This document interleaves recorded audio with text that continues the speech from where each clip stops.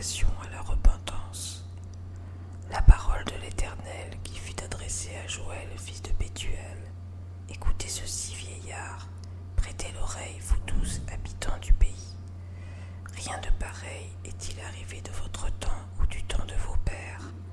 Racontez-le à vos enfants, et que vos enfants le racontent à leurs enfants, et leurs enfants à la génération qui suivra.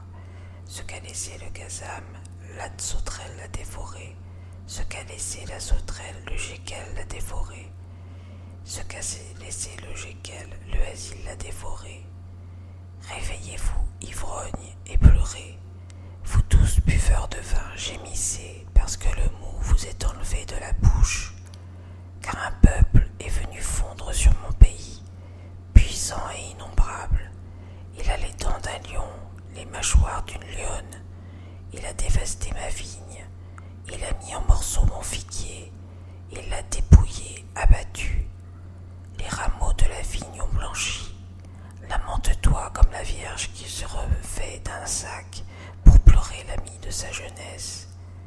Offrandes et libations disparaissent de la maison de l'Éternel.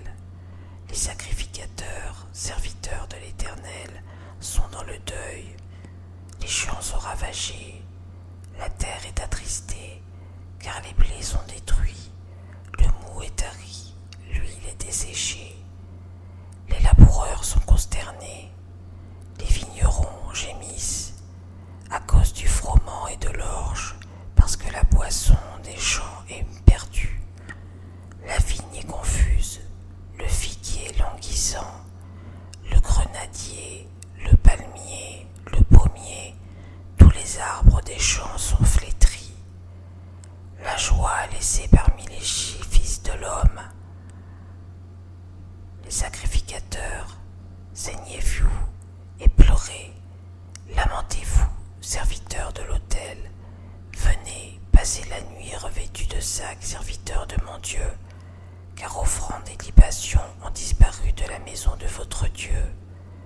Publiez un jeûne, une convocation solennelle. Assemblez les vieillards, tous les habitants du pays, dans la maison de l'Éternel votre Dieu, et criez à l'Éternel. Ah, quel jour! Car le jour de l'Éternel est proche. Il vient comme un ravage du Tout-Puissant. La nourriture n'est-elle pas enlevée sous nos yeux? La joie et l'allégresse n'ont-elles pas disparu de la maison de notre Dieu? Les semences ont séché sous les mottes, les greniers sont vides, les magasins sont en ruine car il n'y a point de blé, comme les bêtes gémissent. Les troupeaux de bœufs sont consternés car ils sont sans pâturage, et même les troupeaux de brebis sont en souffrance. C'est vers toi que je crie, ô Éternel, car le feu a dévoré les plaines du désert, et la flamme a brûlé tous les arbres des champs. Les bêtes des champs crient aussi vers toi, car les torrents sont à sec, et le feu a dévoré les plaines du désert.